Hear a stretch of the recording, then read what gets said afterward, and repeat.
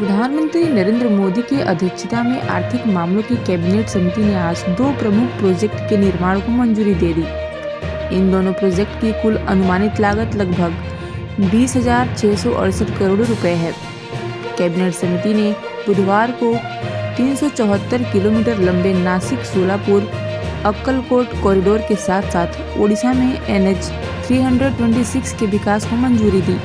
इसे लेकर केंद्रीय मंत्री अश्विनी वैष्णव ने जानकारी दी, जिसका विवरण अभी दूंगा आपको।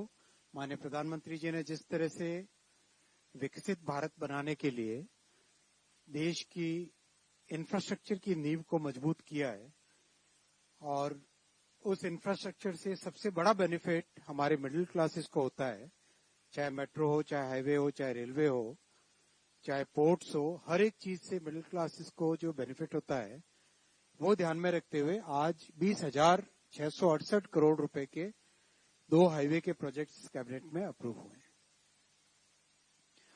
पहला प्रोजेक्ट है नासिक और सोलापुर को जोड़ने वाला expressway 6 lane access controlled.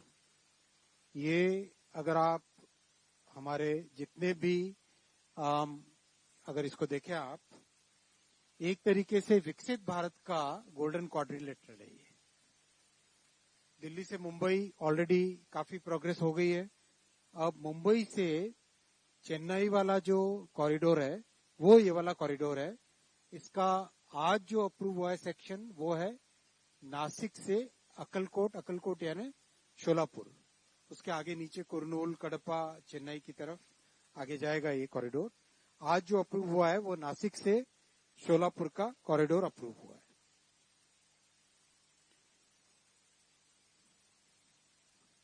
ये कॉरिडोर बहुत इंपॉर्टेंट है। कई बड़े शहरों को और कई बड़े इंडस्ट्रियल सेंटर्स को जोड़ेगा। नासिक, अहिल्यानगर, धाराशिव, शोलापुर, इन सब जिलों को जोड़ेगा। ये 2 साल में इसका कंस्ट्रक्शन पूरा होगा।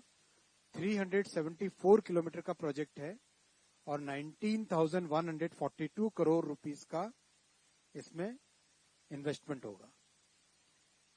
हाईवे मिनिस्ट्री ने बहुत ही एक अच्छा इनिशिएटिव लिया है।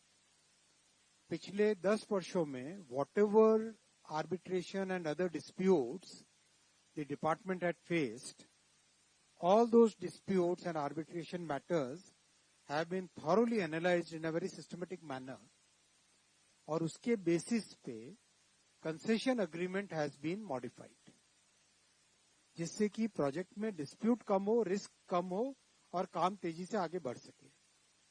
बहुत सारी चीजें जैसे जितने अप्रूवल्स हैं वो सारे अप्रूवल्स, चाहे फॉरेस्ट का अप्रूवल हो, चाहे वाइल्ड लाइफ का अप्रूवल हो, all the approvals will be taken well before the project is handed over for construction.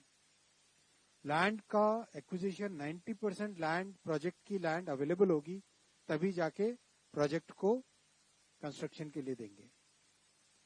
जितने भी टाइप के वेरिएशंस होते हैं उन सब वेरिएशंस का प्री डिटरमिन्ड फॉर्मूला होगा, सो दैट किसी के डिस्क्रिशन पे वो पेमेंट नहीं रहे।